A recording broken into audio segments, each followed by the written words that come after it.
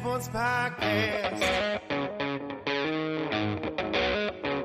I said, welcome to the Dirty Sports Podcast with Andy Ruther and Joe Prano. Welcome to the Dirty Sports Podcast. Welcome to the Dirty Sports Podcast. I'm your host, Andy Ruther, coming to you live from Cincinnati, Ohio, with my co-host from somewhere in Connecticut, I believe, Joey No Chill Prano. Hello, Andrew. Where are you abouts? I am in Riverside, which is I don't know how, it's in Greenwich, Connecticut. It might be a town within the town. Maybe it's a hamlet or something like that. You know how these East Coast towns are. But basically, I'm in Greenwich, Connecticut, specifically in Riverside within Greenwich, Connecticut. The town of Riverside within the city of Greenwich. How's that air out there? I'm hearing things. It was it's actually, it seems fine today. Yesterday was a little wonky. It was it smelled like mesquite barbecue when you went outside. But today much clearer. I think I cursed the Canadians. Remember how I was raving about them so much last episode? Yeah. In the last week? Yeah. You're like great people, nice people. And now all of a sudden they're sending us their smoky air. Do you guys, is it an issue at all in Ohio? It is. It's better today, but a couple days it was like, what is going on here? First of all, shout out to everybody who came to the show in Stamford, Connecticut last night, including a bunch of dirtballs. A really great show. I'll prep you with this, Andy. I only got to watch half of the basketball game, the second half of the basketball game, because of the show. But I opened the show last night saying, they took welcoming me home to the East Coast, trying to make me feel at home coming from California a little too far. Wildfires. I was like, I appreciate it, guys. And then I said, the worst part about this is that, Trump's going to run on this in 2024. He's like, we're putting up a wall of fans. It's going to be a wall of fans. China's not going to bring their smoke from Canada in here. They're going to oscillate. They're going to be oscillating. I'll be able to do it. Biden can't do it because he's a decrepit, mentally deficient old man. But me, I'll have a wall of fans on the Canadian border. And guess what? Canada's going to pay for it. Yeah, I can see him saying something like that. They're trying to bring their caravan of smoke rapists down from Canada. Not on my watch. Do you think? I do think it's crazy that I haven't seen that on the East Coast ever.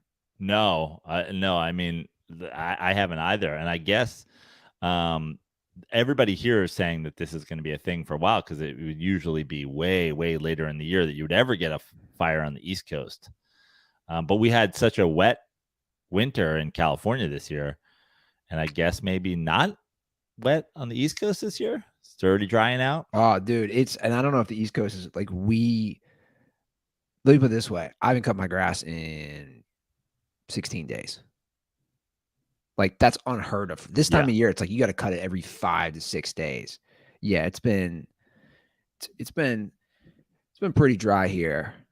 Now, something that's not going to be dry is this show. We got a wet, a wet show, juicy. The sports world,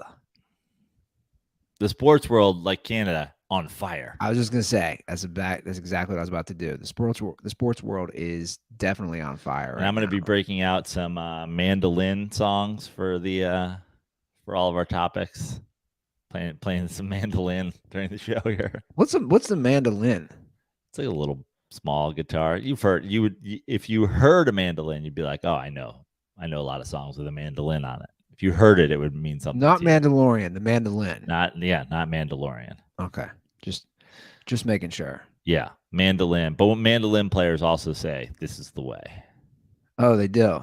I can see that. Yeah, man, we got a nice show. There's so many random topics that have happened. Yeah. Where do we start? NBA Finals? Is that the big news? Yeah, we started in the NBA Finals. Like I said, so did the show last night. Great show. Shout out to everybody who came out.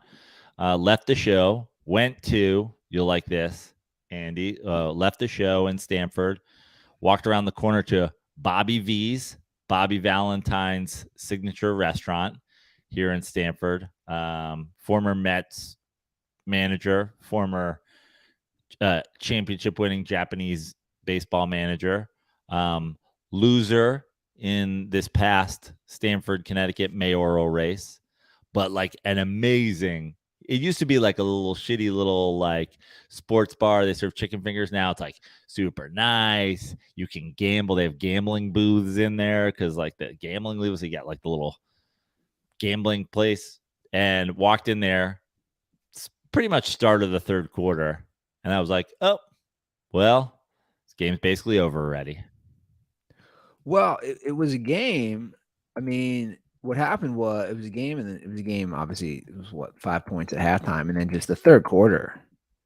Yeah, and I walked in. I think there was like 10 or 9 minutes left in the third quarter, and it seems like they must have come out pretty hot because it was already like a 12-point game or something like that. Oh yeah, dude. They came out on fire, man. Yeah. They absolutely like there's just one of those things where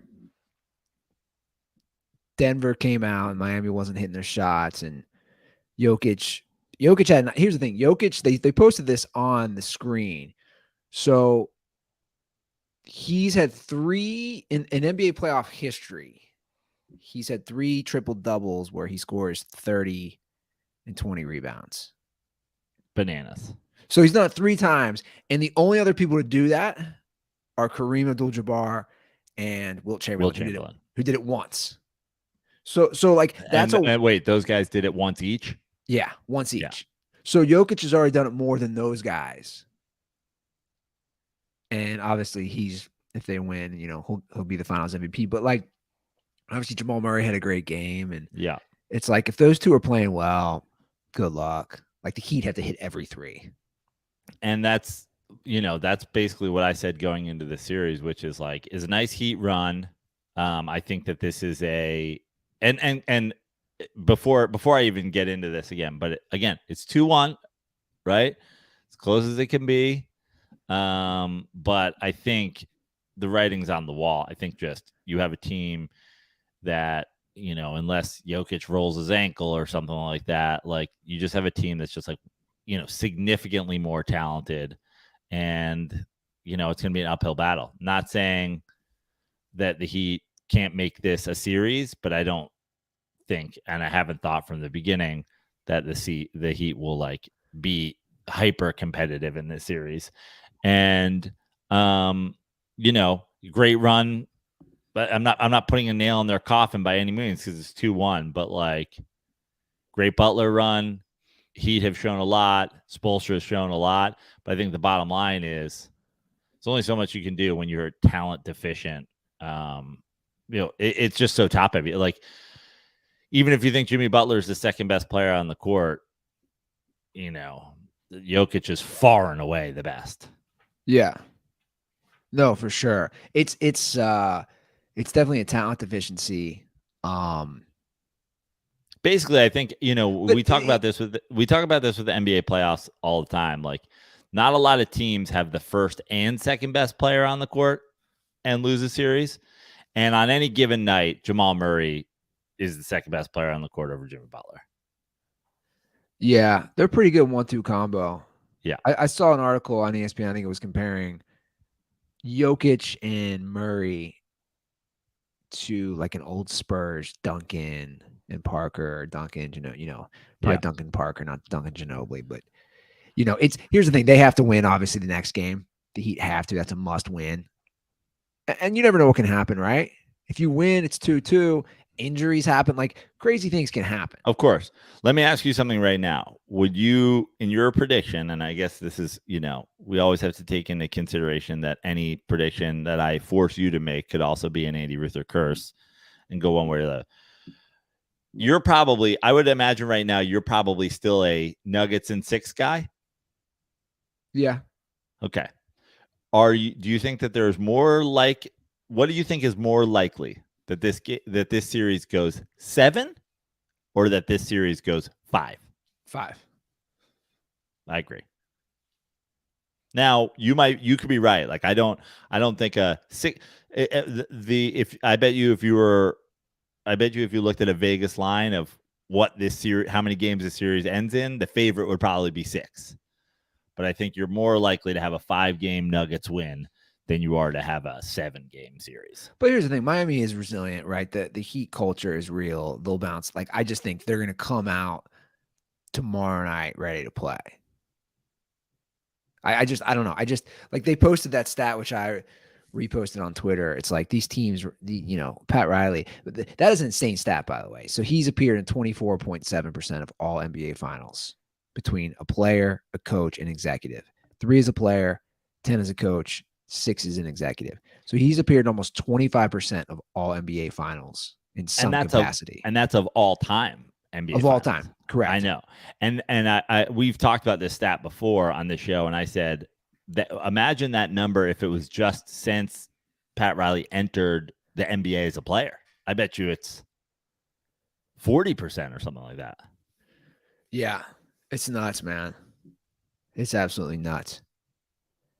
And the thing is, like Jokic, when he's on like last night, it's a weird game to watch. I don't know if that's the right word, but it's also a thing of beauty, just how he maneuvers and just what makes it like what feels weird to the modern NBA fan in watching Jokic is like the last couple of years. I would say people have talked about, and I know the thing that people like to say. Magic and Bird changed the game, and Jordan changed the game, and Steph Curry changed the game with the 3. And it is like the sort of modern change in the game. I think even less so than the Steph Curry 3-ball game is that we have these unicorns. LeBron, Kevin Durant, Giannis, these guys are just like absolute athletic freaks that can do also all these things. Kevin Durant being a 7-foot shooting guard, essentially. The thing about Jokic is he's not an absolute freak athlete. No. But he's still a unicorn in that he's 7 feet tall. He's 6'11" or whatever. So unbelievably crafty, so unbelievably skilled. The last couple of years, people love to talk about like Kyrie, so skilled. Kobe, he was so skilled. Like this guy, when you talk about skills, obviously he's not like an incredible ball handler, but he's a pretty good ball handler for a guy who's 6'10", 6'11". He's an incredible passer. He's so skilled in the post, so skilled around the basket. He has so much touch. He can shoot the 3. His passing ability is unmatched by any big man in history. He, while not being one of these freak athletic unicorns, he's still an absolute unicorn in that he plays the craftiest game you've ever seen at 6'11". Yeah, man, it's pretty amazing. Like we did, big fundamental Tim Duncan. It was like, oh, he's just so solid. The little bank shots and whatever. And it's like Jokic has so much more in his bag offensively and is an incredible passer. Now, is obviously not the defender that Duncan was, but just like the game, both guys' games that kind of feel in a way boring to people that like love high flying athleticism, but so enjoyable to watch to somebody that enjoys the craft of the game. Also, it's like he just puts his head down and plays. Like he doesn't. He's almost, as far as his demeanor on the court, is almost a throwback. Like he doesn't bitch the refs much, which most modern players do, right? Like he just puts his head down, and he's not showing an insane amount of emotion. Right? Yeah. I always wonder what's going through his head. Well, he's seen his whole family get murdered by John Wick. So, That's the thing. Like, dude, he's seen some shit, man. Yeah, he has no emotions. There's no emotions where we are from. Only death and life. And I am living life until the day I die. And that's what I think when I watch him. It's like, dude is not gonna be overly dramatic. You have to live every day like it's your last, because you never know when John Wick knock on your door. You're like, all right, well, you're in the NBA. He's like, for now.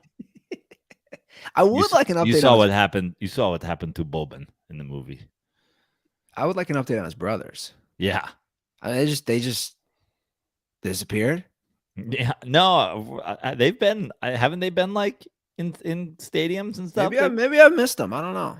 Yeah, I think they're making appearances. I don't know. Maybe I missed them. But yeah, this was obviously a huge game. The next one, and we got to talk. There's a chance we might call it. Just heads up there, Paul. Yeah, I was gonna say I didn't want to bring it up if you weren't bringing it up, but tomorrow night we have prize picks potential. We have a triple P. As long as I can get a babysitter. Okay. Meanwhile, will be babysitting tomorrow. Okay, gotcha.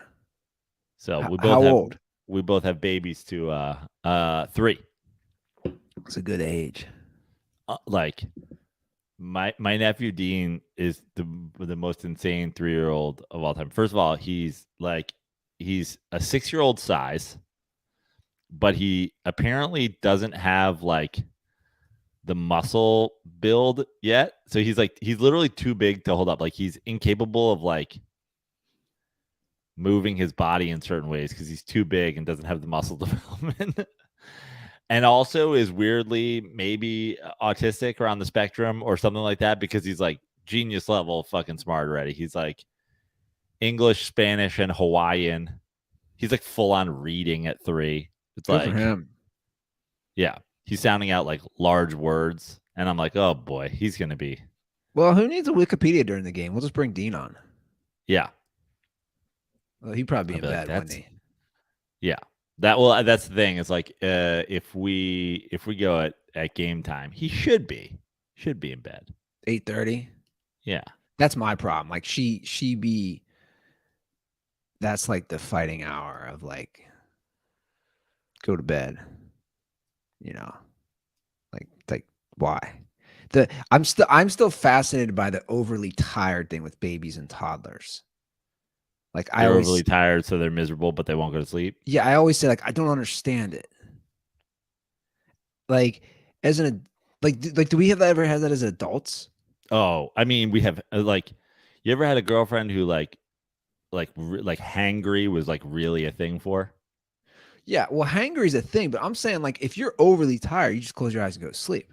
Yeah, but I'm saying my point is like, and my sister's like this, and I've had girlfriends like this, like where it's like you're so like hungry that like you get to the point where it's like hangry where it's like a switch gets flipped where like everything's fine, but then all of a sudden you're angry at me. I'm like, well, why didn't you just have like a fucking bagel? Like I don't like how did we get here? Exactly. How do we get to the point where you're so upset that you haven't eaten? Like when I'm hungry, I just eat. I don't get to the point where I push through that and then I'm angry at somebody. It's like, just go to bed, just eat. Well, I've come to the conclusion. I'm gonna make a connection here with our guy Nick D'Alessandro. He's got like some baby stuff in him, right? Yeah. Because he would get hangry. Well, no, because like Isla will wake like the last few nights she's woken up at like 4 a.m. and moseyed out of her bed and eaten a cheese stick. No, but she ferociously wants to eat, you know, where like it's like you're almost a monster, but then goes right back to sleep. Yeah. That's a Nick move, right? Just like wake up 4 a.m., go to the fridge. That's his version. Stumble over, cheese stick, back to bed. Yeah. It's like the mindset of a child. By the way, we have a call later in the show, which I'm going to play, which is another thing that I somehow missed of news that happened last month. I guess I think we both did. It's kind of funny from the other Nick D'Alessandro from Michigan. There's a lot going on here, but I want to get out of the way because we're still talking NBA, or we got to address the Zion Williamson thing. Now, I don't really have the most to say about it, but so many dirtballs DM me about the Zion Williamson. This is going to be the first of a couple stories that I feel like you've got you've dove into, in prep for the show that I maybe don't have much. Give me the Cliff's notes about this story right now. Like, what's the gist of it? Okay, so here's the gist. There is. I saw on Twitter, or I saw a screenshot of a Twitter. Zion Williams is expecting a baby. He is with his girlfriend. I think it's a side piece. Okay, side piece. So, does he have a girlfriend who is not this baby mama? So this porn star. But now she's also a separate. Is Zion Williamson in a relationship? Well, apparently this porn star Mariah Mills she scorched the earth with tweets yesterday. Like, they're pretty hilarious, and they're getting millions because like the stuff she's saying is pretty wild because it's just like she's not holding back. Okay, right. So, but now this is in reaction to the baby news. Yes. Okay. So she started posting.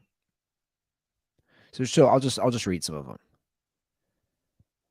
Like, Zion, I hate you. Looks like you've had a girlfriend and sleeping with other women behind my back. You liar. And she's posting screenshots where like she's a porn star. So she's like, dude, I know you're gonna have like girls. Like, she's not stupid, but she's really mad that he's having a baby. And I guess she was gonna move to New Orleans. I mean, why don't I do this?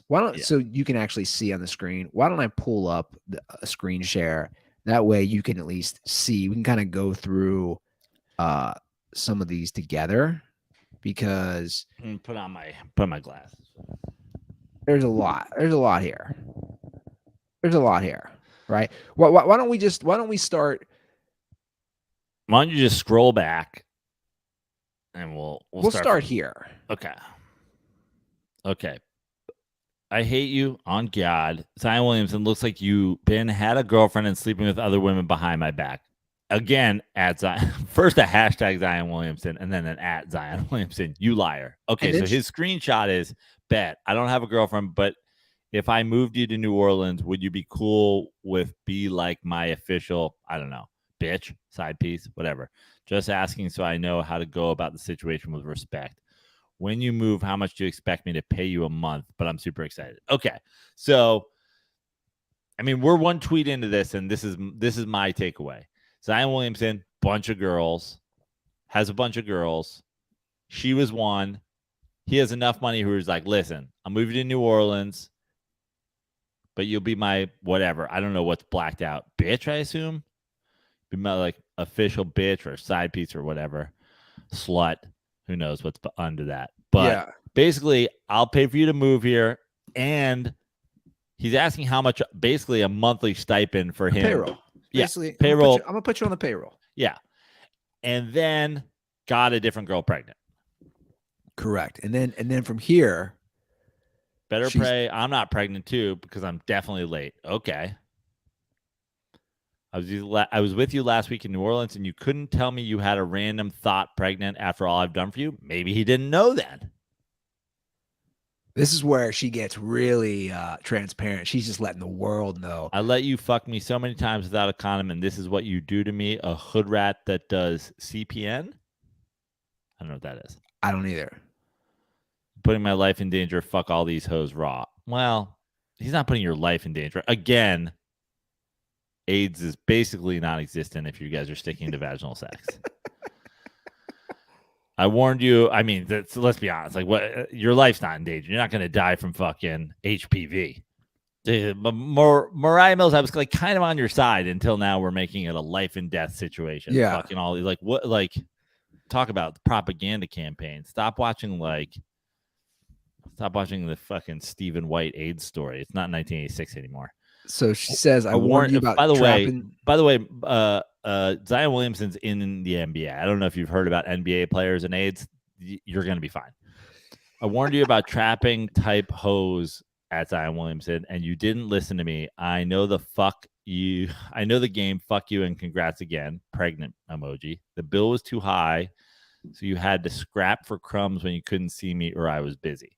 So she's saying she cost too much for him, so he went the other route. But the truth is, she's probably just like fucking a lot of different girls, right? Yeah. Couldn't even impregnate a real porn star. Puke emoji, puke emoji. Is a real porn star who you're trying to be impregnating? So Okay, she goes posted back the to screenshot again. of how much you want to pay. So Now, and then by the way, if you go to screenshots from her chat, she's got Zion Williamson in there, but like also like, who's Flash? Like, is that? oh, the guy who bought the guy from LIV is in there. Yeah, exactly. The guy who combined LIV and PGA. So and now she's saying like how she motivated.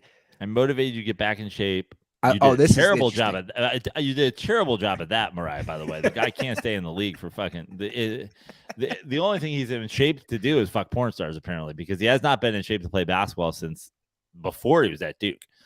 I motivated you to get back in shape. I let you fuck me all kinds of ways. You're a porn star, and film me on your phone again. You're a porn star. Yeah, listen, I have much respect for sex workers, but like, this is like me sending a fucking text message to somebody and be like, I gave you Miller Lights to drink. It's like, yeah, dude, that's the name of your game. Yeah. I let you come over to my house and drink Miller Lights. Good news. That's what I do with everyone. Yeah. And you impregnate a low budget porn star, DNA test, or I'm done. What? I don't really get it. I guess maybe she's still hopeful that it ain't his. Love you in these jeans, and I'm gonna F you in a FaceTime you in a little bit so we can talk about you moving. You sound stupid. Well, look, to be honest, sorry, she just keeps going. These keep going, and I love this one. I told you was going to be the next king next to LeBron. I motivated you. Your bowel movement. Yeah, BM is the reason you gained weight. She toxic. I guess BM is the girl. I hate you. I hate you for that. Honestly, Zion Williamson, you hurt me. I hate this for you. Oh yeah, you hurt me with this one. I couldn't sleep last night. Oh, and then it goes back to the sex. By the way, I love looking at the discrepancy of how many views. Anything sexual gets so many more views. Yeah. This one's 7.6 million. I let you spit in my mouth last week when we fucked. You could have told me you had another whore pregnant. How was that going to work out? Us both moving to New Orleans. You think I could have found out, Zion Williamson? Anyway, like you see, this literally just goes on and on. Jesus. And on and on. So let's just do the quick version. Porn star gets fucked by NBA player and then is surprised NBA player is fucking other hoes. In the all-time, you should be, this girl in her next porn should be her getting fucked in size 40 clown shoes. Like, who are you to not think that this is what he was up to? Like, what are we talking about here? This is like a 60 text thread from John Morant's girlfriend being like, and then you had a gun. It's like, yeah, this is what he does. Like, what are we talking about here? Well, we have to go to Black Sports Online to see their headline. Oh, man. What's the BSO headline? After Zion Williamson posted his gender reveal video with alleged squirter Akima, OnlyFans model Mariah Mills goes off saying she helped him get back in shape by playing bedgammon with him, and he better hope she's not pregnant too. Parentheses, text, pics, tweets. Is bedgammon just sex? I guess so. Pretty funny. He can put squirter in the headline, but he cannot put sex. I think he was just trying to be funny. What, bedgammon? Yeah. Okay. But I mean, that's like a kid on Christmas for Robert Littau from Black Sports Online. Like when when she starts tweeting, I feel like just sirens go off in his house. Oh, there's a bat signal. suddenly there's the outline of the BSO emblem above Long Beach. there's a giant light shining above Long Beach, and everybody's like, "What is that?" It's like, "Oh, Black Sports Online." Robert's being called back to the BSO cave. Well, I'm gonna show a comment here we got, which is kind of interesting if you put in context. The NBA draft from 2019. I think this is A. Millie. The number one pick, Zion, is a freakazoid. Number 2 is a wankster.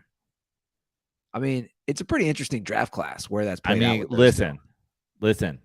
Do you remember who went third? Did RJ Barrett go third? That's right. And we were so devastated to have fallen to third and not have Zion Williamson or John Morant. Meanwhile, Zion Williamson will not be playing next year because he's going to get caught in a porn star crossfire.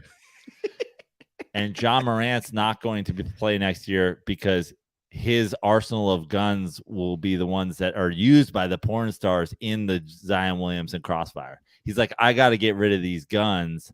Adam Silver says, if I don't get rid of these guns, and then he sells them to porn stars who use them to kill Zion Williamson. Meanwhile, RJ Barrett's just like, I'm over here, the quiet 14 every night. Yeah, it's pretty crazy. Well, like the thing is, this won't affect Zion. Like the Zion, this is just funny. I wonder what goes through his head when he sees her posting this. He's just like, I don't care. Like, cool. You're posting screenshots of me saying you look good in jeans.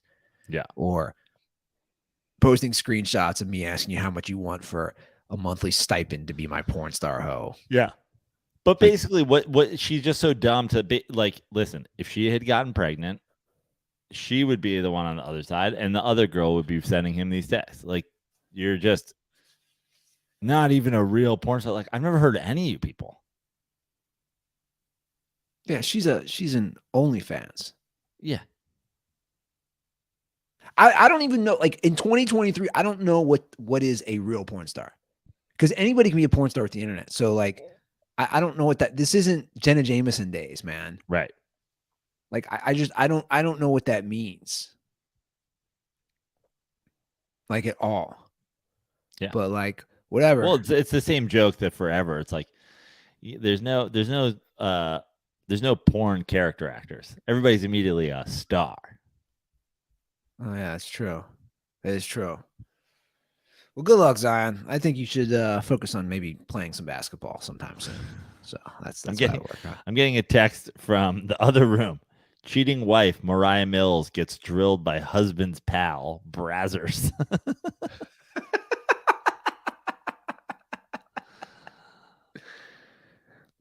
You know what I love? I love that I'm on a podcast right now, opening porn on my phone to watch the girl who's been tweeting at Zion Williamson get fucked.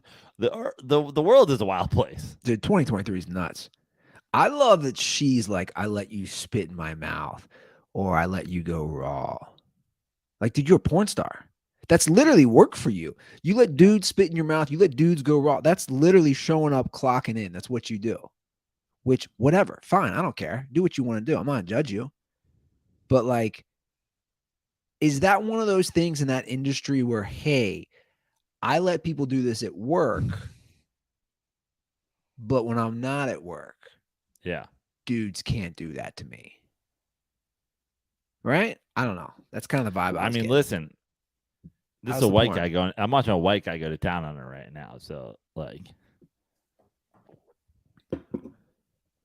she's open to all kinds of equality. That's good.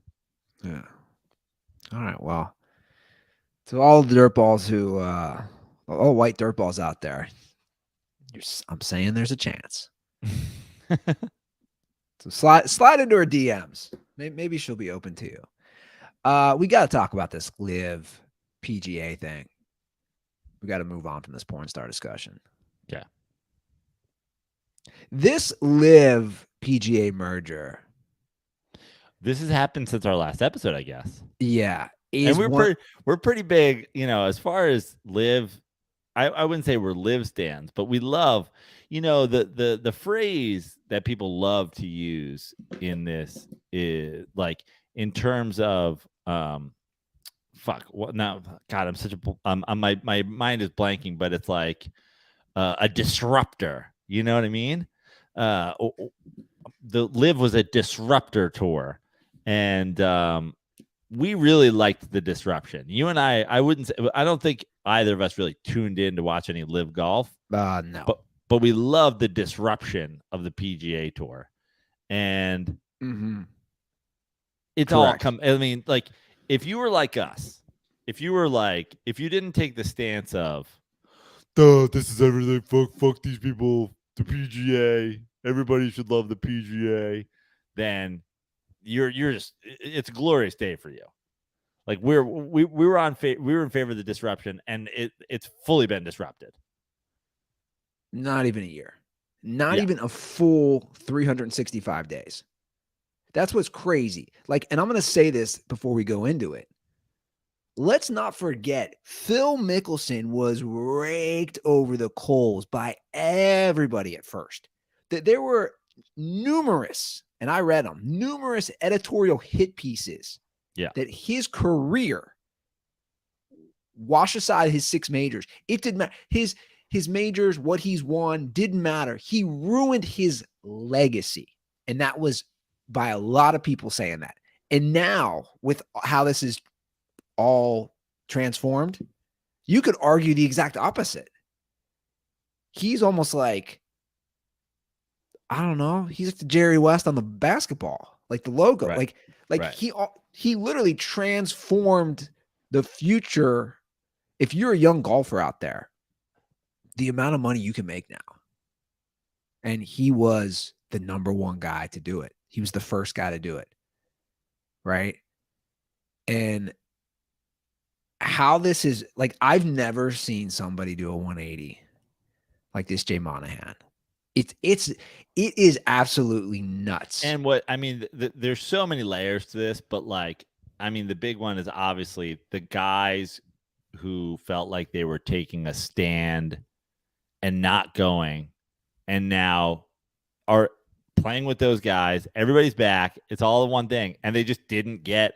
Tiger Woods just doesn't have an extra $800 million for spending 8 months of people being like, "Hey, don't you feel like you would have had to put up with it for 8 months? For 8 months of people talking shit about you for $800 million." Tiger Woods went through way longer periods of people talking shit about him than 8 months before in the past. Oh, these fucking girls from Perkins, and he's high on Ambien and whatever. He didn't get $800 million for that. In fact, probably lost $800 million for those. Yeah. No, it's crazy. And that's the thing. Like, they stood up. Some of these guys who stood up for, especially Rory McIlroy, who he's been #1 on my, like, you're a cuck list. Yeah. Now, it's tough to choose a most punchable face in the golf world because a lot of guys have punchable faces. Yeah.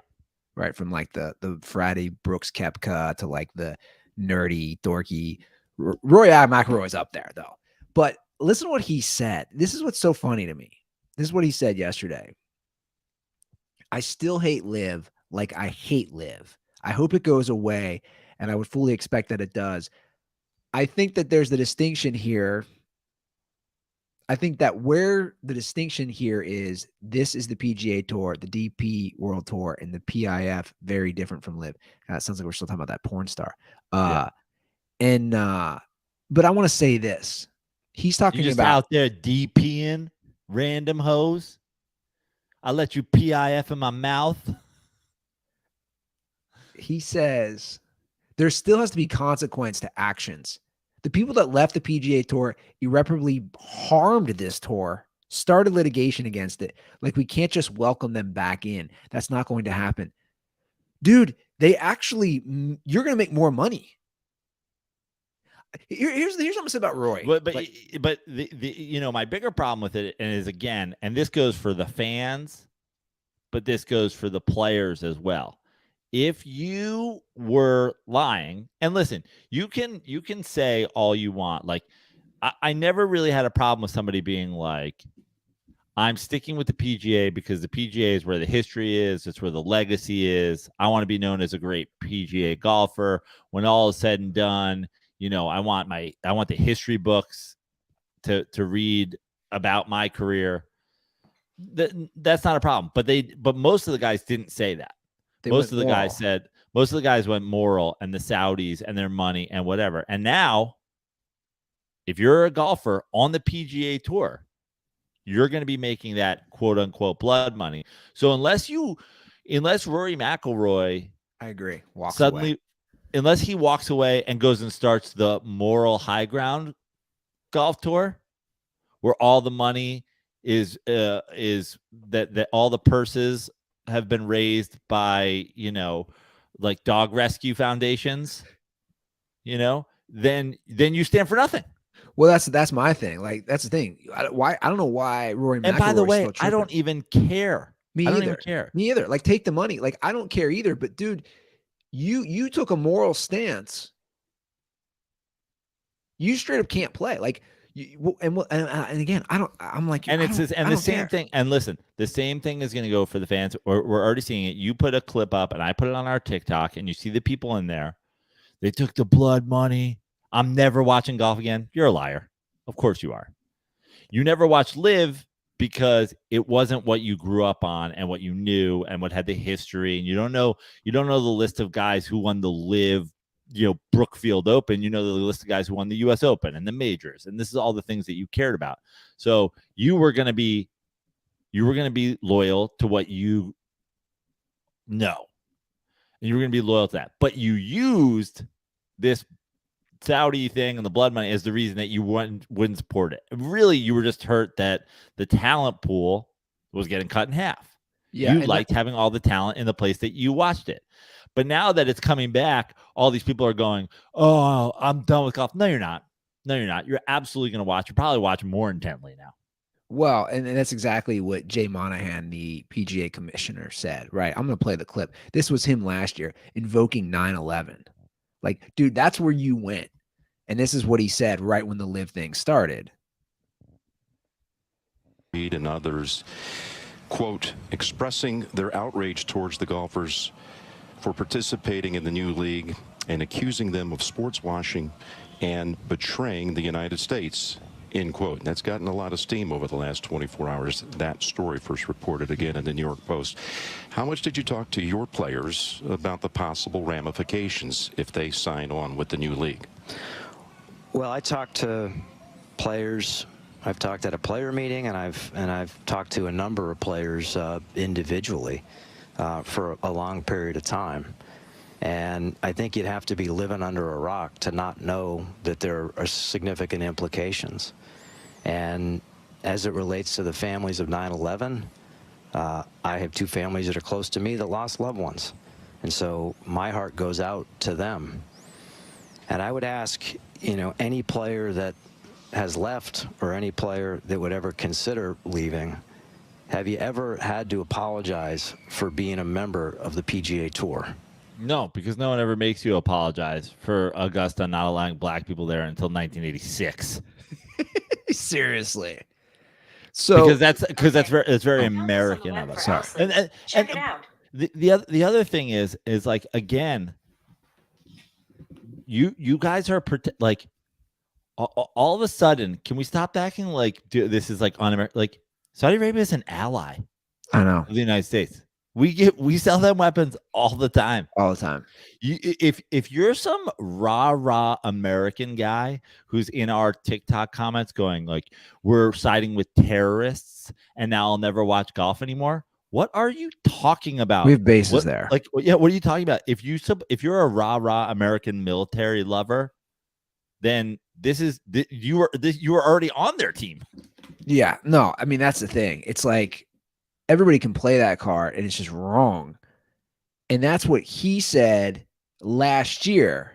And again, not even a year later, this is literally what Jay Monahan does 2 days ago. Today it's a historical day for the PGA Tour and the game of golf. And it's a historical day for the PIF and the DP World Tour. And double penetration right. World Tour. There's been a lot of tension in our sport over the last couple of years. But what we're talking about today is coming together to unify the game of golf. And to do so, 9/11 reference that should be made in regards to this situation is this guy going down on Jay Monahan going down on this Saudi Arabian's cock like he's the Twin Towers. You have the only Twin Towers happening here are his balls in your mouth. The only going down we should be referencing is you going down mouth to cock on this dude. 100%. Under one umbrella. And David, the way that we're doing that is we're creating a for-profit LLC that the PIF is going to invest in alongside the DP. For the record, I know this gets confusing. The PIF is the Saudis, guys. Right. So just so everybody knows. World Tour. And together we're going to move forward and we're going to take efforts to grow and expand this great game and to take it to new heights. And so what's happened today, and to your earlier question, is we've recognized that together we can have a far greater impact on this game than we can working apart. And I give you. Oh, wait. So I'm going to stop it there. So together, you just mean you want their money. Right. You're going to. Listen, Andy, we've talked on the show a lot about this. Prior to this, we haven't talked much golf on this show.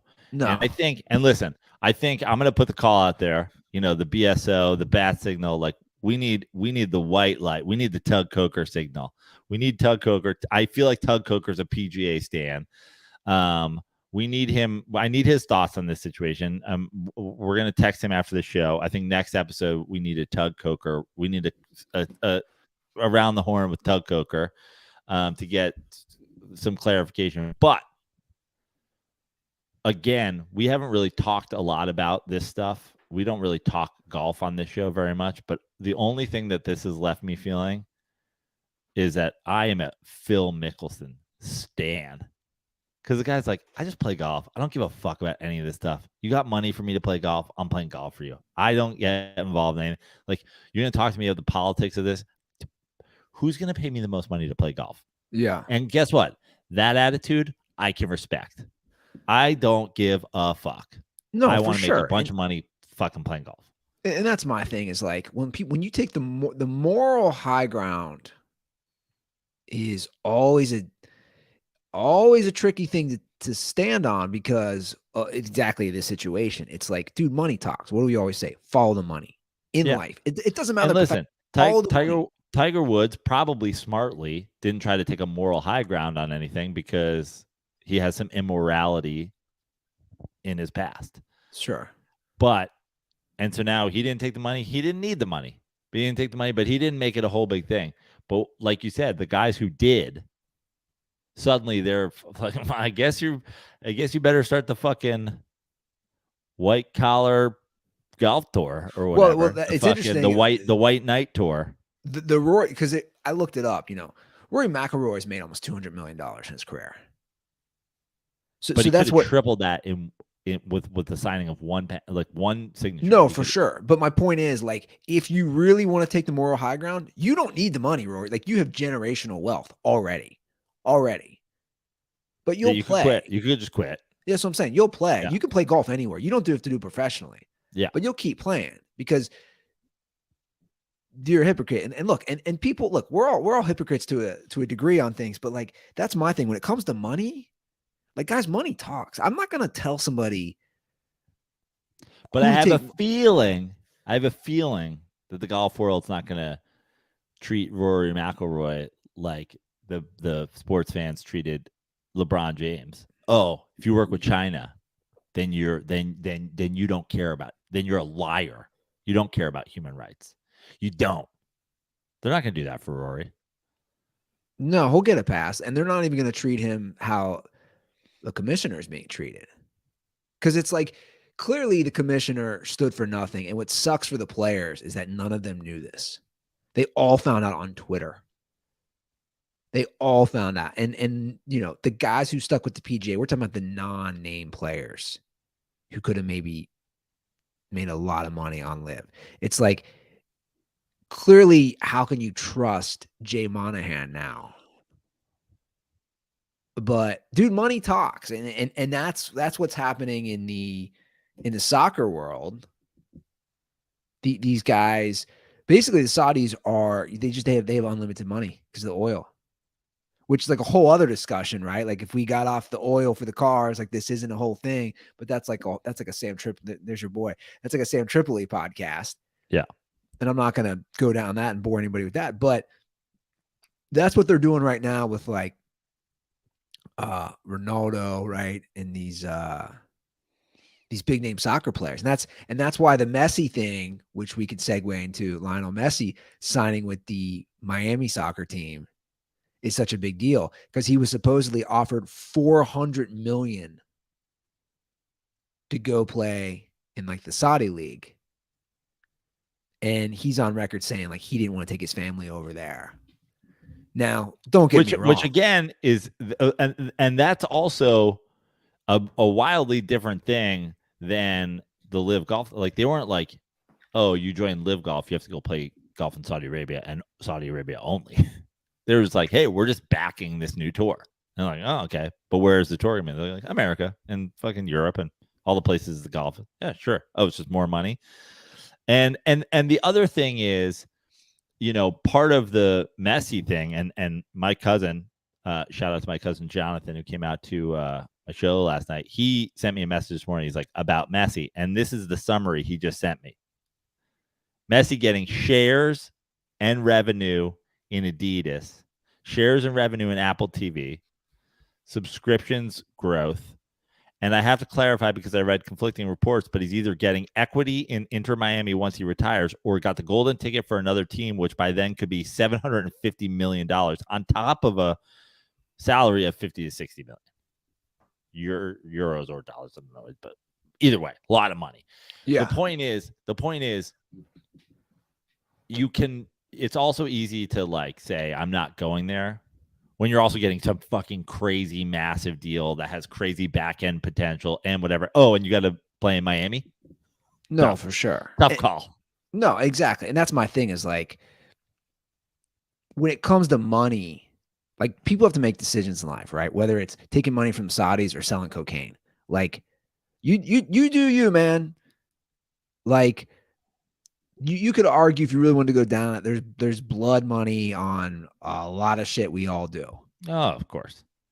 I did see a funny headline from The Onion, though. I wanted to I don't normally cite The Onion, but this was a funny one.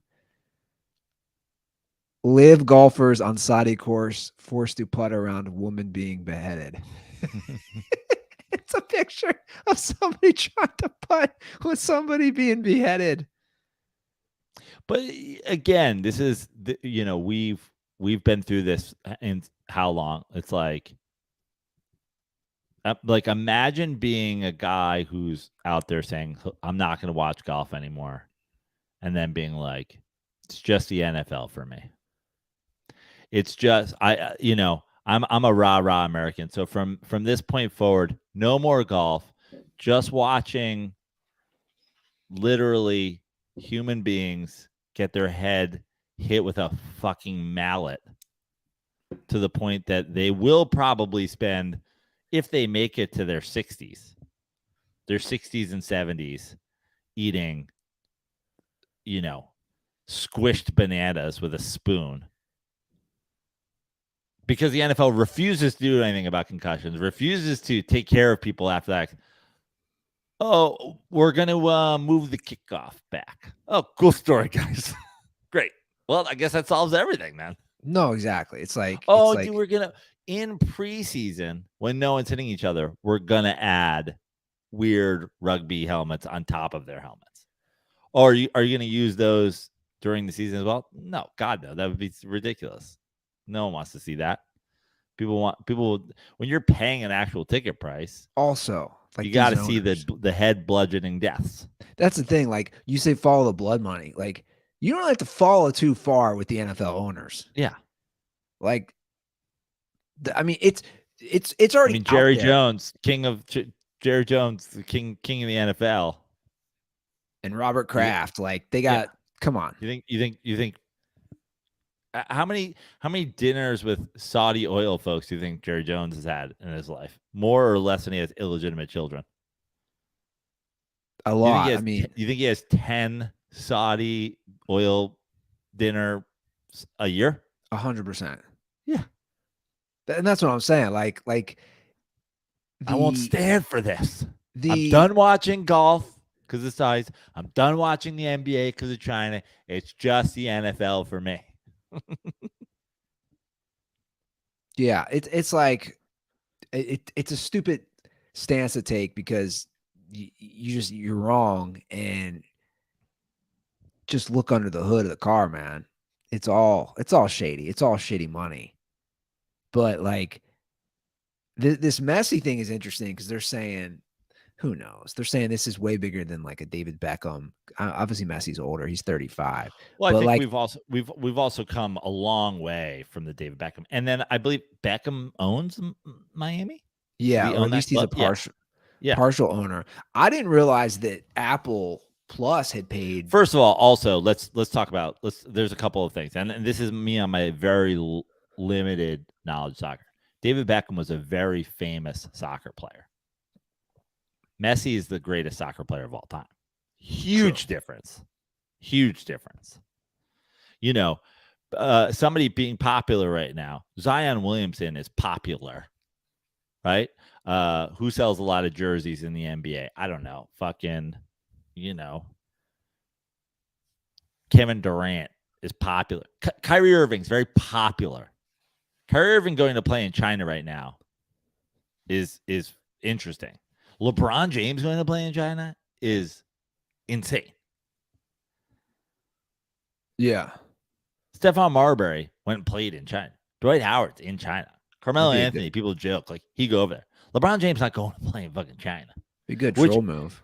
Which is kind of like, and I texted my cousin this morning. I'm like, in NBA terms, this is LeBron going to play in China, right? Like China is kind of like where basketball players go to die, and the MLS is kind of where famous soccer players go to die. They take their money, they get, they have their final years here, and they get paid.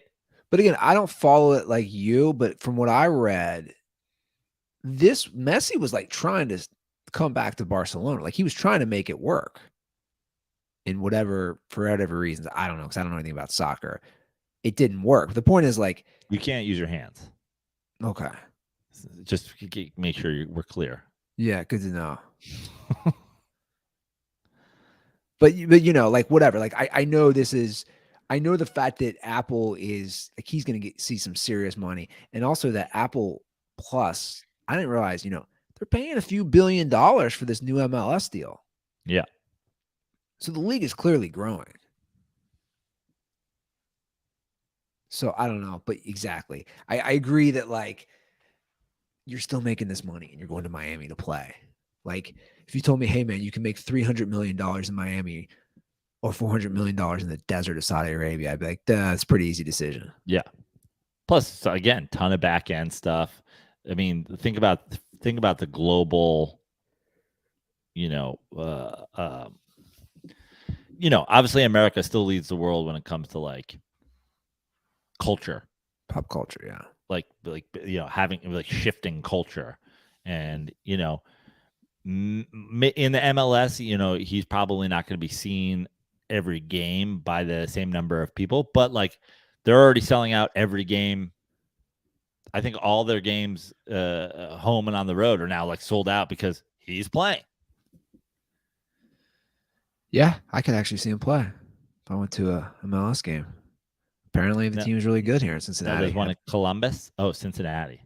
Yeah, apparently the team's really good this year. Do you guys have a team in Cincinnati and a team in Columbus? Yeah. Ohio has 2 professional soccer teams? Yeah. In the MLS?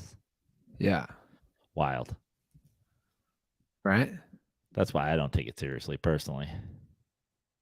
2? Ohio? What's that supposed to be? There's not even 2 NBA teams in Ohio. Wait a second. Am I incorrect? Did Columbus move? Oh. No, they're still here. Okay. Columbus Crew. Yeah, there's 15. That is interesting. There's 15 MLS teams. And 2 of them are in Ohio. 2 are in Ohio. 2 are in 2 are in LA. In LA, you have the LAFC, and then Galaxy. And then New York has 2. That's the New York Football Club.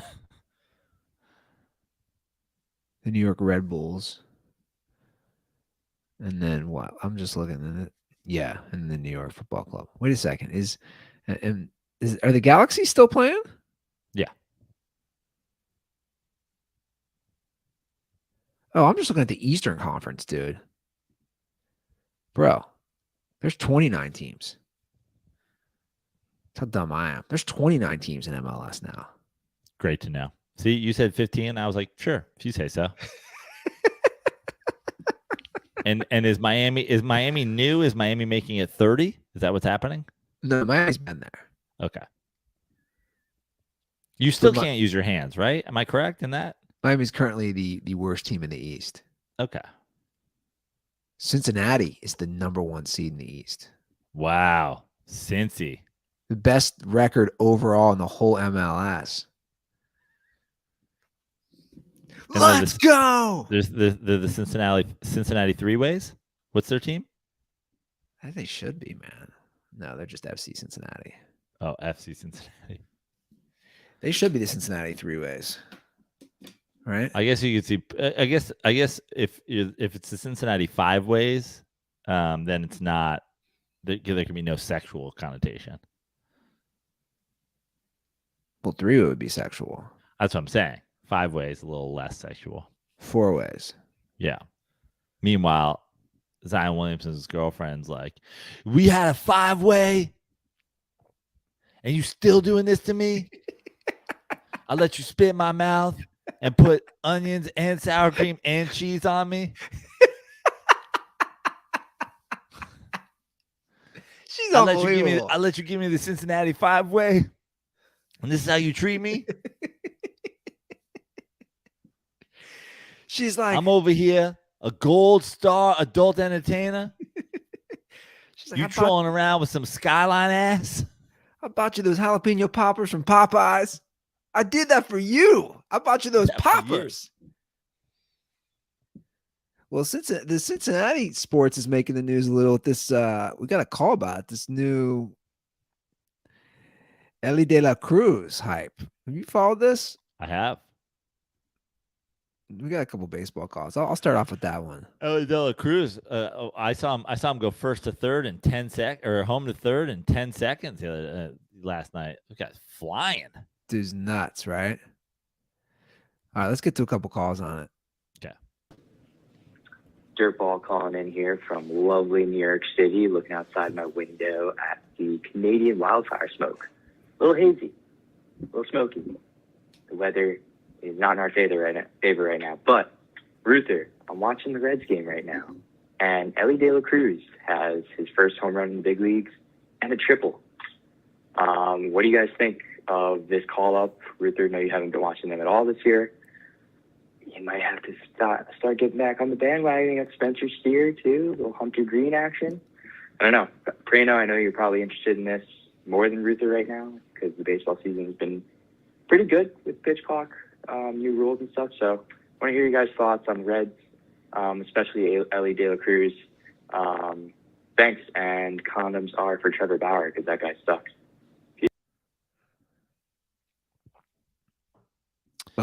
Well, my thoughts are precisely the thoughts that I have about my own team, which I believe if I were to look at the standings right now, I think the Mets are 7.5 back in the East or something like that. But like if I were to look at the wild card standings, I would imagine Cincinnati's a half game behind the Mets or a game behind the Mets. Like they're probably because they're both a couple games under 500. Yeah, they're a game behind the Mets. Yeah. So if I were a Cincinnati fan, I would feel exactly the same way I do as being a Mets fan who's a couple games under 500. Listen, you're either competing to win the whole fucking thing or give me the young guys.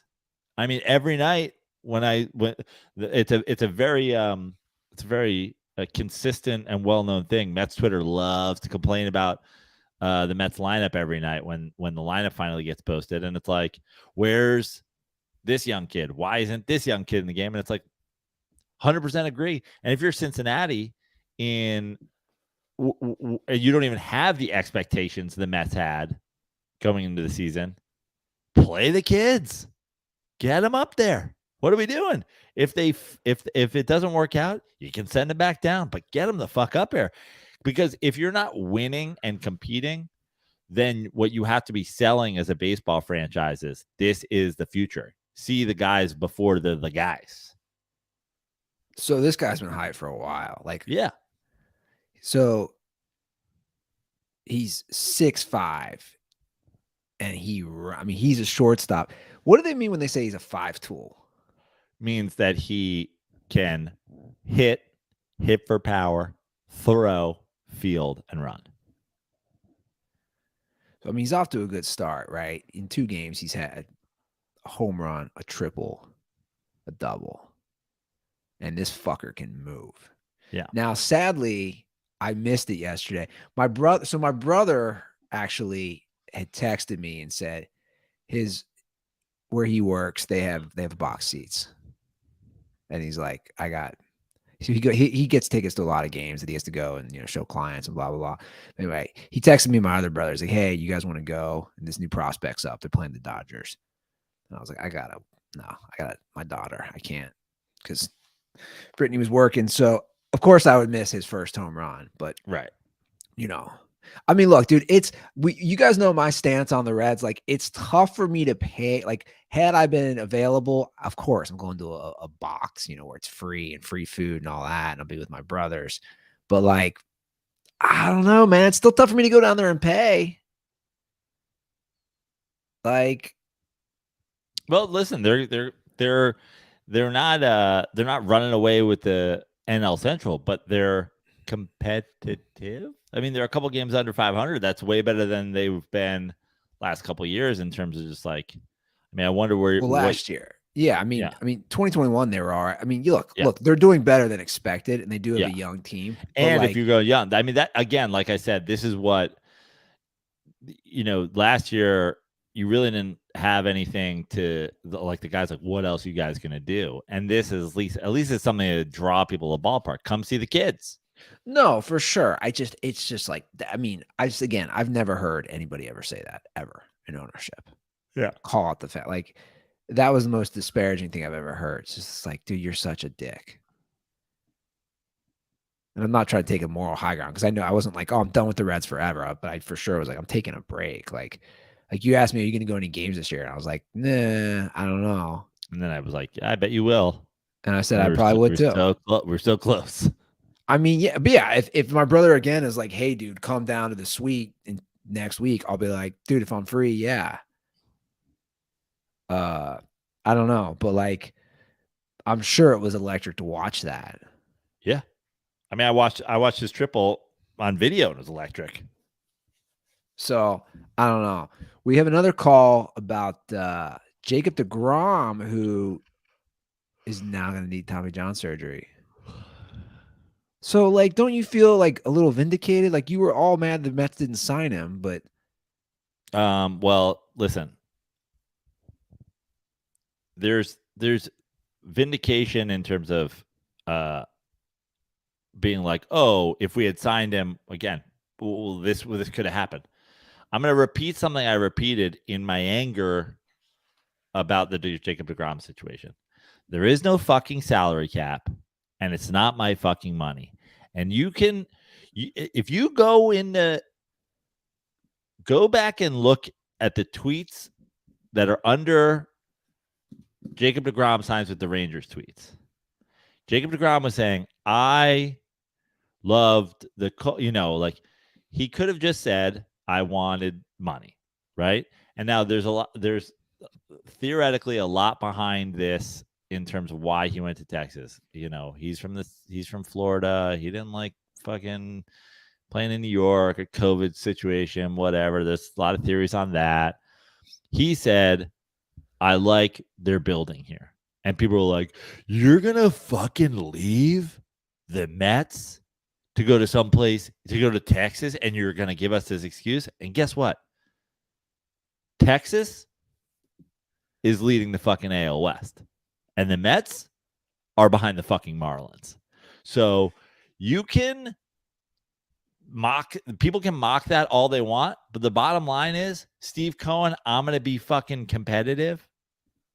He had the number one free agent on his team, and he lost him over money.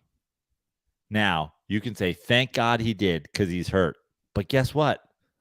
Nothing's stopping you from Jacob de Grom getting hurt and then just being like, well, now I guess I got to go get somebody else because there's no fucking salary cap.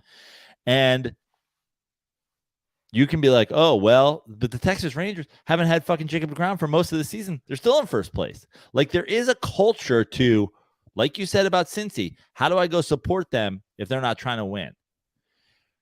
The Texas fans got to feel completely different. Jacob de Grom may miss the rest of the season because of Tommy John, but our owner said, I'm willing to take a fucking suitcase full of fucking cash and take my fucking chances because I want to win. Well, here's a call about the situation. What's going on, boys? Calling back once again from beautiful Toms River, New Jersey, home of the 1998 Little League World Series champions. Just saw the news about deGrom needing Tommy John surgery. Just constantly injured, as you guys know, always soreness, inflammation, or whatever. To me, it seems like a situation where, at least over the last few years, he really is a guy who just won't throw a baseball unless he's feeling 100%, which I think is completely fraudulent. It's a joke. But I'm curious, who is the Eli Manning, if you will, of pitchers, just Mr. Durability, and who is the Jacob de Grom of quarterbacks? Not so much just someone who's always injured, but someone that you think he could probably play through that, and he might just be a little bit of a bitch. Are there little bitches in sports that, you know, they say they're injured and maybe they're just hurt? I always heard that as a kid, difference between injured and hurt. I don't know. I won't say condoms are for Jacob de Grom. He gave us some excellent years on the Mets, and just a shame he didn't have the run support or the strings of health to really make it anything show for it. But, oh, man. Condoms are for the PGA commissioner for being the biggest cuck in maybe the history of golf, and that's saying something. There's so many layers to this when it comes to the Jacob de Grom pitching, not pitching. First of all, I don't know how anybody's mad at him this year for leaving the game that he did earlier in the season with soreness when it turns out he needs Tommy John surgery. Like, oh, he didn't want to pitch through the pain. It turns out he needs Tommy John. So turns out like he wasn't hurt, he was injured, right? Like when we do the hurt injured thing, that's injured. You needed Tommy John. The other thing about the Jacob de Grom thing and my sort of issue with Steve Cohen when it was this offseason is a lot of people were saying he never wanted to be here. If he wanted to be here, he would have just signed with the Mets, right? And the truth is, Jacob de Grom had a pretty low ball offer that he signed with the Mets prior to winning 2 Cy Youngs. And the Mets had all last season to sign Jacob de Grom to an extension before he went to free agency. Yes, the guy was, maybe sore at times or had not and didn't pitch through it. But like, we're sort of at the point now in sports where when a guy's not getting paid, he's not going to do that. And Jacob de Grom was coming up on this contract and didn't want to get hurt to not get this. Like, listen, I'm talking about New York sports again. I'm a Mets fan. I'm a Giants fan. I think there's a high likelihood Saquon Barkley doesn't play football for the Giants this year because he's not going to come play for the fucking franchise tag. Because what if he gets hurt? Like, we can all do the, like, not to throw shade at a guy, but we can all do like the Joe Bartnick, I wish shorts were shorter. I wish guys would play without a helmet back in my day. You played for the love of the game. You didn't need your fucking check. Like, but the bottom line is those days are gone. And they're not coming back. No one's putting their arm or their head or whatever on the line for the love of the game. You know who plays for the love of game? People who go, if I don't play and prove myself, I'm going to be out of the game. Those are the guys who do it. But the guys who have proven themselves to some degree, they want their fucking money. And I can't really fault them for that. Like Jacob de Grom missed this year. Now he needs Tommy John. Like, are we like pretending he was like, pretending he was fake crying? He's paid. Baseball contracts are guaranteed. Jacob de Grom loses no money in this. No, for sure. I do think quarterbacks, though, can be pussies. And I shouldn't even say it because, like, I'm not a professional football player. I don't know what those guys go through.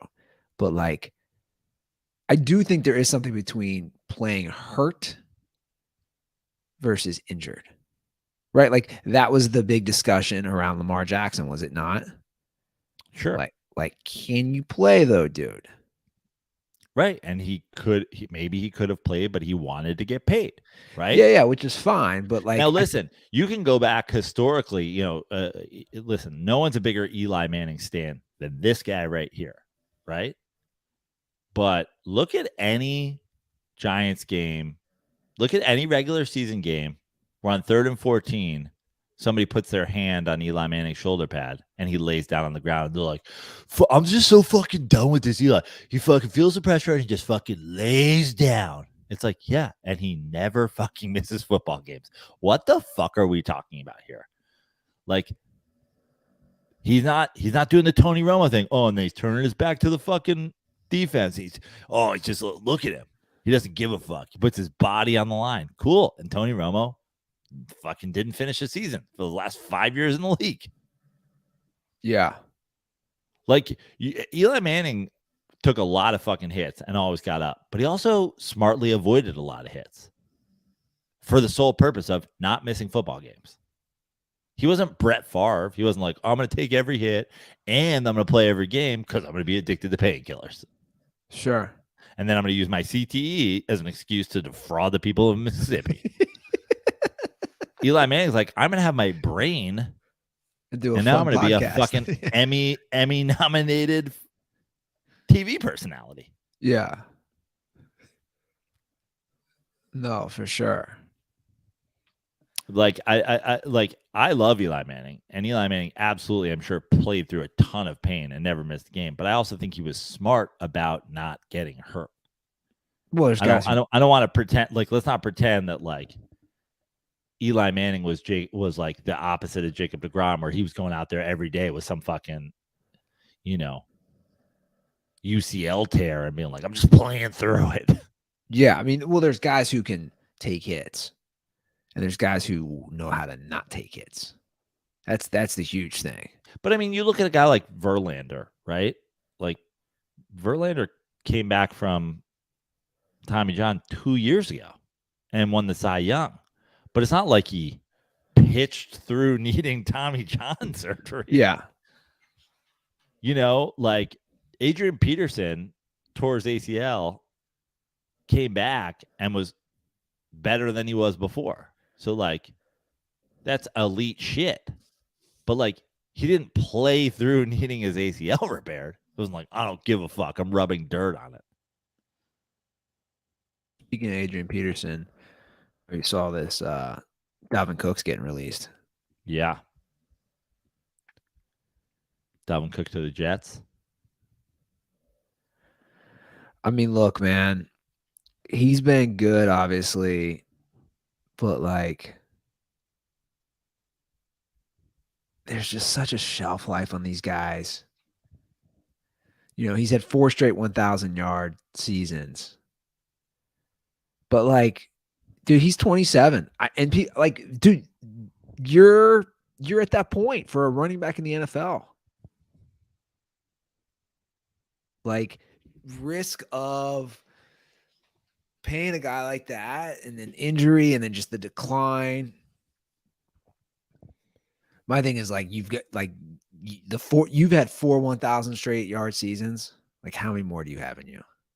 Also, there's 17 games this season now. What do you have for average for a 1,000-yard season? 78 yards a game. 70 less than that. I think we got to change that. It's a good point. I mean, if it was 20 games, it's 58.8.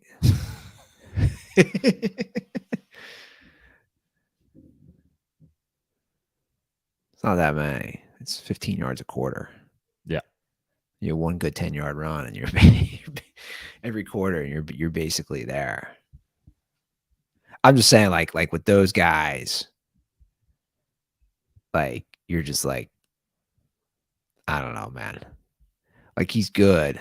Also, you got to remember, you got to keep in mind that, having a 1,000-yard rushing season when you have a good offensive line. Not that they did. Their offensive line was one of those famous only can run block offensive lines. Yeah, I don't know. But well, sarcasm, by the way, in case anybody didn't pick up on that. What's that? I know not everybody watches this, so just want to make sure everybody knows that was sarcasm. Yeah.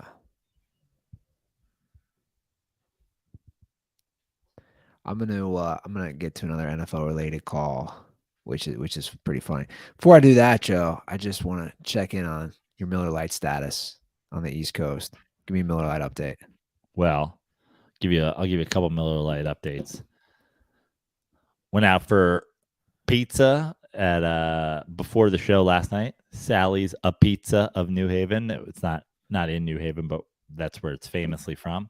Went there, got delicious pizza. What did they have? Miller Lite draft.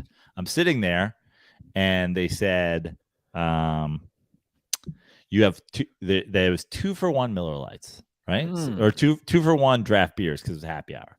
So she's like, just so you know, you get another one after this. And I was like, okay. And then I wasn't even done with my beer, and another one arrives, and I was like, you just bring. Like, I was like, I actually have to leave in a couple minutes. I have a show. You just bring them. She goes, this isn't even your second one. I was like, what are you talking about? She goes, this is from those guys over there. And I turn around, a couple dirt balls sent over a Miller Lite draft. Nice. Didn't even know they were in the building. Shout out to the fellas. I mean, when you talk about like Joe Prano, like when I talk about what do they call core memories, sitting down for some East Coast pizza, famous East Coast pizza before a show, and some podcast fans send over a Miller Lite draft. Chef's kiss. Well, guys, Bobby Valentine's also Miller Lite drafts. I mean, you know me, Andy. I like my Miller Lite in all forms. In order, though: draft, Pliny bottle, regular bottle, can. But I mean, 2 different locations with some Miller Lite drafts yesterday. What else does this guy really need? Well, now's the time, guys. It's the summer. With the Miller Lite in your hand, summer doesn't just taste great. It tastes like Miller time. To get Miller Lite delivered right to your door, visit MillerLite.com/dirty sports, or you can find it pretty much anywhere that sells beer. Celebrate responsibly. Miller Brewing Company, Milwaukee, Wisconsin, 96 calories and 3.2 carbs per 12 ounces.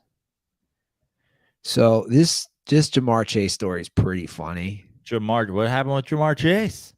It's a Jamar Chase impersonator. I didn't see this when this happened, so I'm going to play it. Once again, our hotline is 310-359-8365. Oh, hold on. Oh, let's start it over. Do we have a call from somebody doing a Jamar Chase impression? No, I wish. Okay. Hi, Joe and Andy.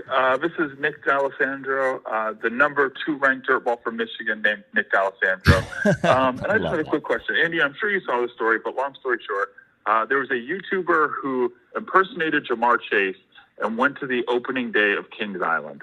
He promoted that he was Jamar Chase going. He had security, the whole thing. Because of that, lots of kids went up to him, got his autograph, found out later, got angry. So I just wanted to see whose side you guys were on this debate, the angry parent side, and I think rightfully so, or the side of the prankster where it's like kind of you got caught. So I just wanted to get your opinion on that, and then also see if you guys have had any interactions ever with celebrity impersonators. So thanks so much for taking my call. I appreciate it. And since this call was about the Bengals, I would be remiss if I didn't say, can I get a hootie? Thanks. Have a good one. Bye. Dude, this is pretty funny. So well, I'm just gonna get mine out of the way right up front. I'm not gonna go full Rory McIlroy here and put myself in a hypocrisy situation. As a man who regularly walks around Edgewood Tahoe during the celeb tournament, charging people $20 for Aaron Rodgers' autograph, I am on the side of the imposter.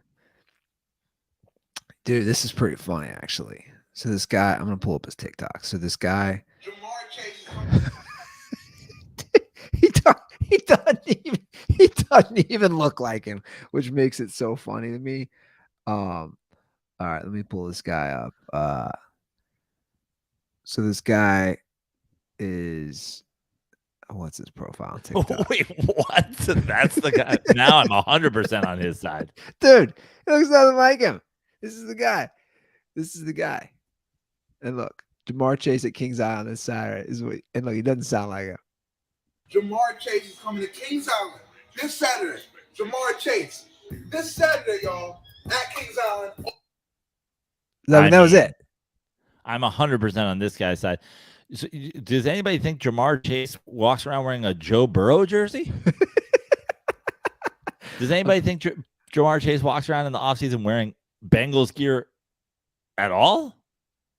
So there's that video, and then what I'm laughing about is I'm 100% on this guy's side. Oh, 100%. And also, any parent who gave that guy money thinking they were getting Jamar Chase's autograph, watch out, because Andy Ruther will be walking around Cincinnati this week trying to pretend he's Zion Williamson.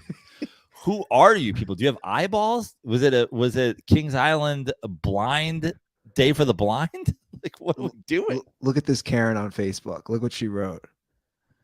This is so funny. She said, I'm sad, pissed, frustrated, annoyed, and disappointed in humanity. All the things.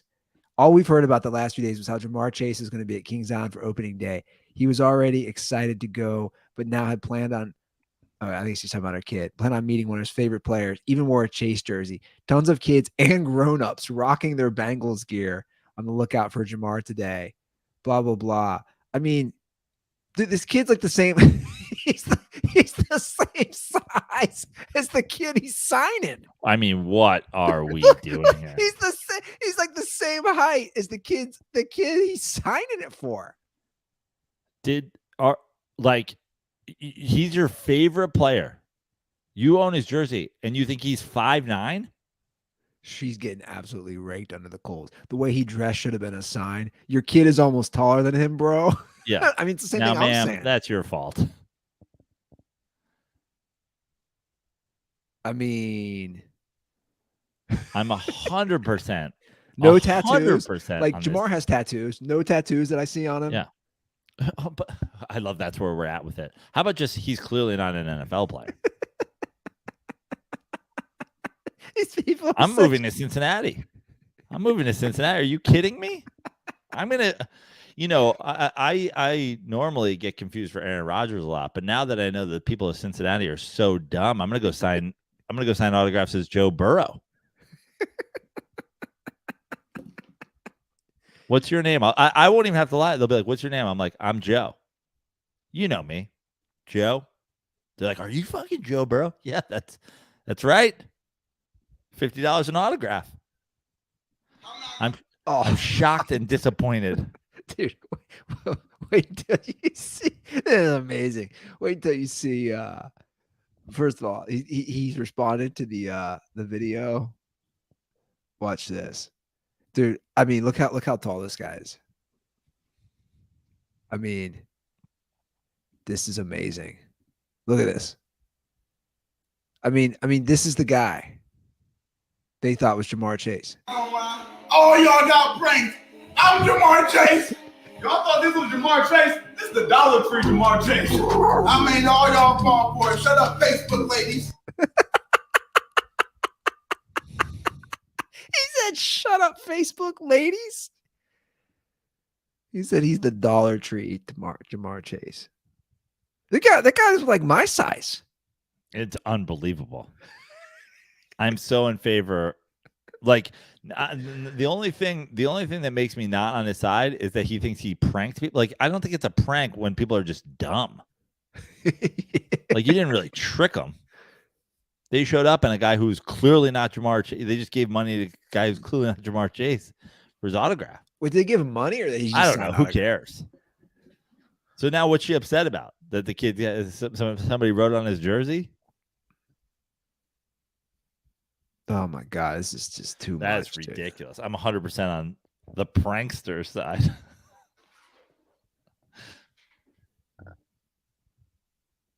So, but also I have, again, my new business plan. Wait for Miami FC to come to town, move to Cincinnati, sign autographs as Messi.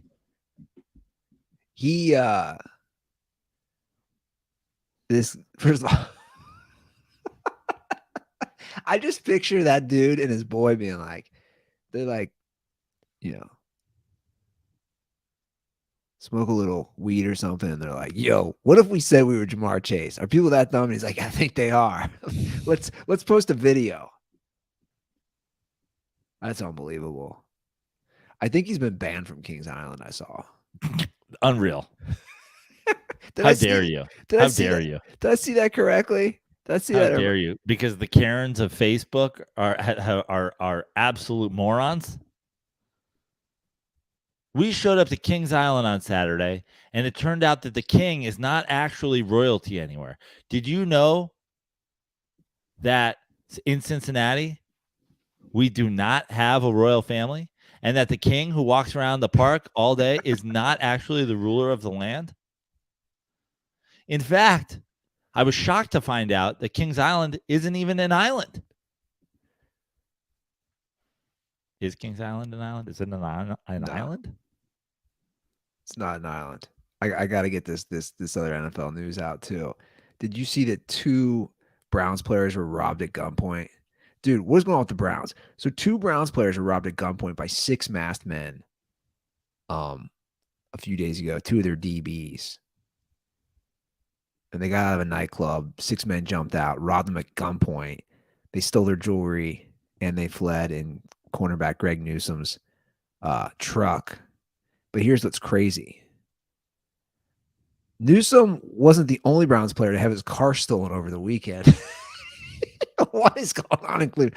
Another source confirmed that Browns backup running back Demetric Felton had his vehicle stolen out of his apartment garage. Dude, if there's ever been like a bad ad for Cleveland, like I know Ohio's got a weird Cleveland-Cincinnati battle, but like guys, three, like guys are getting robbed at gunpoints. Guys are having their car multiple play. Like, dude, they showed up for OTAs. Also, guys, if you're a millionaire athlete, stop tagging your location on Instagram. Stop telling people where you and all your jewelry are. Like, yo, we at the club, and there's guys just like, grab your ski mask. We got to go to the club. He just posted a picture from inside his Bentley. We're just going to take his Bentley. I just love the Browns players showing up to OTAs and being like, all right, raise your hand. Who got robbed this weekend? Who got robbed? Who got robbed? And then the last piece of football news I want to, before we get out of the show, I texted you about this. I am fucking turned for this documentary. Netflix is going to do a documentary on the Florida Gator squads. Yeah, you are turned for this. Oh, dude, from 2006 to 2009. Now we got Tebow. We got Tebow. We got serial killer Aaron Hernandez. Both Pouncey twins. Riley Cooper. Riley Cooper. You have Cam Newton before he got kicked out for stealing a laptop. You have Percy Harvin, who got in a lot of trouble too. They're saying it's gonna. And of course, Urban Meyer, and then you also have, other guys that were going to be great or really good in the NFL: Brandon Spikes, Carlos Dunlap, Joe Hayden. Also, you have 2 assistants who become big name college coaches, and Dan Mullen and Charlie Strong.